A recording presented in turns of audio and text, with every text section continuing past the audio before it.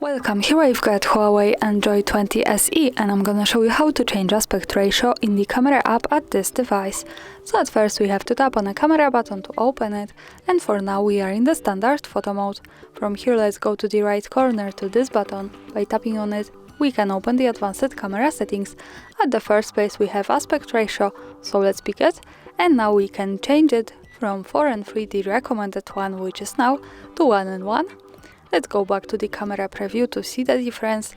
As you can see, the background has changed to the square one. Another tap to the right corner to the aspect ratio, and we can pick also the full screen. So let's go back to the camera. Now we have the full camera frame. And of course, when we pick this button once again and the aspect ratio, we can easily go back to 4:3, the recommended one. So to remind you, this is how it looks like. And that's all. Thanks for watching, subscribe our channel and leave the thumbs up.